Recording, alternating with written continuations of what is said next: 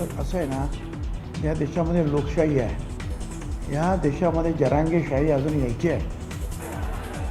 देशात लोकशाही आहे, जरांगेशाही येणं शक्य नाही, तर मराठा आरक्षणाचा GR ओबीसी समाजावर अन्याय करणारा मंत्री छगन भुजबळांची टीका.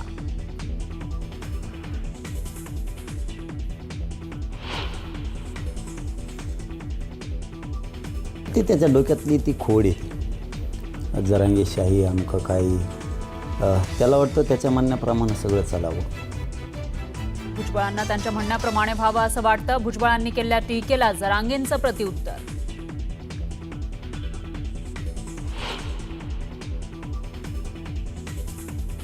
सरकारनं काढलेल्या GRमुळे कुठेही सरसकट उल्लेख नाही. ओबीसी नेत्यांनी GR नीट वाचावा, ओबीसींवर अन्याय होऊ देणार नाही, मुख्यमंत्री फडणवीसांचा शब्द.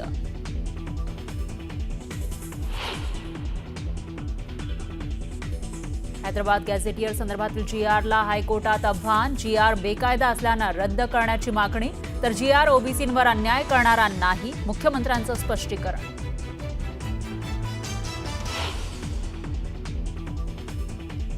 हैदराबाद गॅझेटमध्ये नोंद नाही, तर संदर्भ आहेत. ॲडव्होकेट मंगेश साने यांचा बडे मुद्देमध्ये दावा. गॅझेटमध्ये परस्पर विसंगती आहेत. डॉक्टर संजय दाभाडे यांनी दिली माहिती.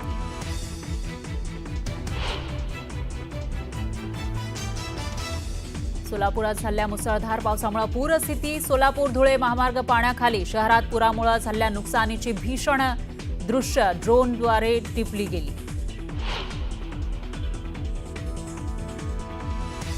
7 महिन्यांच्या चिमुकल्याच्या घशात चॉकलेट अडकल्यानं मृत्यू. बीडच्या काटवटवाडीमधील धक्कादायक घटना. घशात चॉकलेट अडकून श्वास कोंडल्यानं चिमुकलीचा मृत्यू. नेपाळ हिंसाचार दरम्यान तब्बल 15,000 कैदी फरार. कैदी भारतात येण्याची शक्यता. भारत नेपाळ सीमेवर हाय अलर्ट जारी.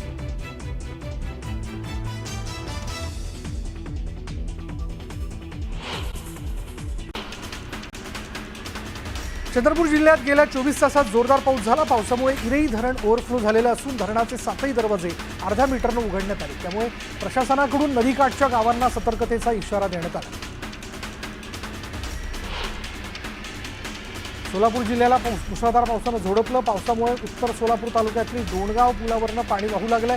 पूल ओलांडताना दुचाकीवरील 2 इसम वाहून जाता जाता थोडक्यात बचावले. वर्धा शहरासह ग्रामीण भागात मुसळधार पाऊस झाला. पावसामुळे नदी नाले ओसंडून वाहत आहेत. शहरातील रस्तेही जलमय झाल्यामुळे जनजीवन विस्कळीत झालं.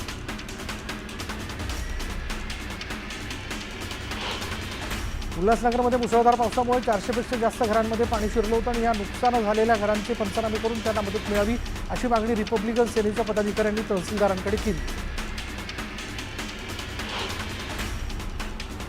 धाराशिवच्या आलूर परिसरात ढगफुटी सदृश्य पाऊस झाला. पावसामुळे शेती पिकांचं मोठं नुकसान झालंय. यामुळे शेतकरी चिंतेत सापडले.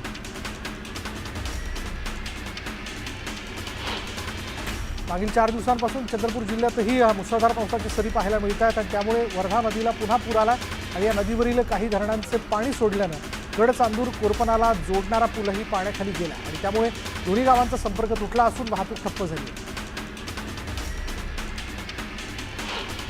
नंदुरबार जिल्ह्यातील तळोदा तालुक्यातील दुर्गम भागात रस्त्यांच्या अभावी नागरिकांना जीव धोक्यात घालून प्रवास करावा लागतोय. रस्ता नसल्यानं नदीच्या पाण्यातून टाकलेली गाडी ही पाण्यातच अडकली. शेवटी ही गाडी ट्रॅक्टरच्या साहाय्यानं खेचून बाहेर काढावी लागली.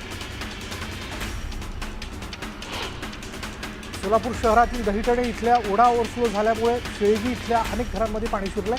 कुमारस्वामी नगरातील 1,500 ते 2,000 घरांना फटका बसलाय. घरगुती साहित्य आणि अन्नधान्य पाण्यात गेलं. सोलापुरात दमदार पावसामुळे अनेक भागात पाणी शिरलेलं आहे. सोलापूर महानगरपालिकेचे आयुक्त सचिन ओंबासे यांनी पाणी शिरलेल्या भागात पाहणी केली. पाणी शिरल्यानं शाळांना सुट्ट्या देण्यात आल्या. वाशिम जिल्ह्यातील शेतकऱ्यांनी फळबागांची लागवड केली आहे. मात्र यावर्षी फूल आणि फळ धारणेच्या वेळेस सतत आणि मुसळधार पाऊस पडल्यानं या सीताफळ झाडांची 70% सीताफळं खाली गळून पडली आणि त्यामुळे शेतकऱ्यांचं मोठ्या प्रमाणात आर्थिक नुकसान झालं. अकोला शहरातील आरोग्य विभागाचा भोंगळ कारभार समोर आला आहे. कर्करोगाने त्रस्त असलेल्या एका रुग्णाला सीटी स्कॅनसाठी शासकीय रुग्णालयाच्या पायऱ्या झिजवाव्या लागत आहेत आणि गेल्या अनेक दिवसांपासून या रुग्णाला परत पाठवलं जात असल्याचा आरोप रुग्णाच्या पत्नीने केला. धाराशिवच्या चिंचपूर बुद्रुक गावातील नागरिकांना नदीपात्रातून जीवघेणा प्रवास करावा लागतोय. वारंवार मागणी करूनही नदीवर पूल नसल्यानं नागरिकांना नाहक अडचणी सहन कराव्या लागत आहेत आणि तातडीनं पूल बांधण्याची मागणी नागरिकांनी केली.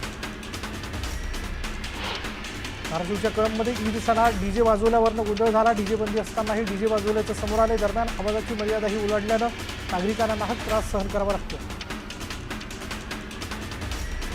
मुंबई गोवा महामार्गावरील झाराप पात्रादेवी मार्गावरील झाराप 0 पॉईंट इथल्या उड्डाणपुलाचं काम रखडलं असून धीम्या गतीनं सुरू आहे आणि त्यामुळे स्थानिकांसह पर्यटकांना मोठे हाल सहन करावे लागत आहेत. तर अनेक अपघातही होत असल्यानं काम तात्काळ करावं अशी मागणीही करण्यात येते. रायगड जिल्ह्यातील पर्यटन वाढीसाठी अत्यंत महत्त्वपूर्ण ठरलेली मांडवा ते गेटवे ही फेरी बोट सेवा अजूनही लांबणीवरती गेलेली आहे. मोठ्या आकाराच्या PNP कंपनीच्या बोट सुरू आहेत, मात्र त्याच्या फेरीचे दर जास्त असल्यानं ते सामान्यांना परवडत नसल्यानं सामान्य पर्यटकांचा हिरमोड झालाय. तर पर्यायी मार्ग असलेला अलिबाग वडखळ महामार्गही खड्डेमय झालाय. पंजाबची जनता महापुराच्या संकटात सापडलेली आहे. अचानक आलेल्या नैसर्गिक आपत्तीमुळे मोठ्या प्रमाणात जीवित आणि वित्तहानी झाली आहे. यावेळी नांदगावचे शिवसेनेचे आमदार सुहास कांदे यांनी 9 लाखांची मदत केली, तर लासलगावच्या कांदा व्यापाऱ्यांनी 200 टन कांद्याची मदत देऊ केली. संत तुकाराम महाराज पालखी मार्गावरील शिलारवाडी देहू आळंदी रस्ता खड्डेमय अवस्थेत असून लाखो वारकरी आणि भाविकांच्या सोयीसाठी या रस्त्याची तातडीनं डागडुजी करण्याची मागणी करण्यात आली आहे. येत्या कार्तिकी वारीपूर्वी रस्ता दुरुस्ती व्हावी, अन्यथा आंदोलनाचा इशारा ग्रामस्थ कृती समितीने दिला. अहिल्यानगर जिल्ह्यातील श्रीरामपूर शहरात छत्रपती शिवाजी महाराजांच्या अश्वारूढ पुतळ्याच्या सुशोभीकरणाचं काम सुरू आहे आणि यावेळी या ठिकाणी तब्बल 350 फूट लांबीचं शिवराज्याभिषेकाचं सर्वात मोठं भव्य तैलचित्र साकारण्यात येतं. 20 सप्टेंबरपर्यंत हे चित्र तयार होणार आहे. चंद्रपूरच्या जिल्हा क्रीडा संकुलात 3 दिवस चालणाऱ्या राज्यस्तरीय बॅडमिंटन स्पर्धेचा प्रारंभ झाला. माजी मंत्री सुधीर मुनगंटीवार यांच्या हस्ते स्पर्धेचा प्रारंभ करण्यात आला. मुनगंटीवार यांनी स्वतः खेळून स्पर्धेचा आनंद घेतला. संगमनेर शहरात कोयत्याचा धाक दाखवून लुटमार करणाऱ्या आरोपींची पोलिसांनी बाजारपेठेतून धिंड काढली. पोलिसांच्या या कृतीने गुन्हेगारांचे धाबे दणाणले.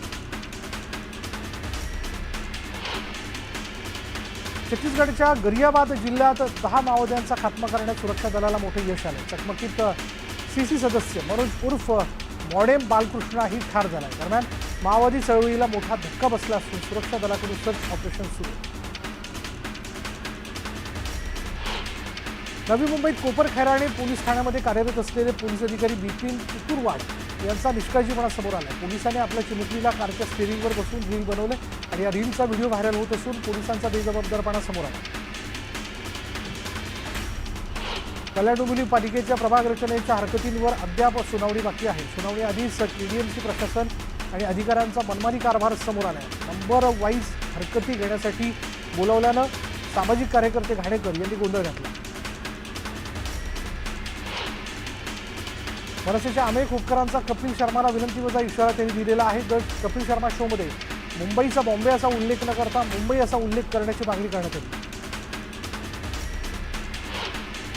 ओबीसी नेते छगन भुजबळ यांनी मराठा आरक्षणाच्या GR वरून थेट सरकारवरच सवाल उपस्थित केले. GR मधील नातेसंबंधांच्या शब्दावर छगन भुजबळ यांनी आक्षेप घेतला. संभ्रम दूर करा आणि तर GR रद्द करा अशी मागणी करत आंदोलन उभं करण्याचा इशारा भुजबळ यांनी दिला.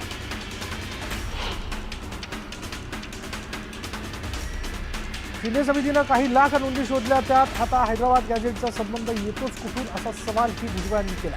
तर देशात लोकशाही आहे, जरांगेशाही येणं शक्य नाही असा टोला त्यांनी जरांगेंना लगावला. आम्ही आरक्षण लोकशाहीच्या मार्गाने मिळवलं, तुम्हाला काय करायचं ते करा असं म्हणत जरांगेंनी भुजबळांवर निशाणा साधला. आमचा GR मागे घेतला तर 16% आरक्षणही मागे घ्या अशी मागणी जरांगेंनी केली.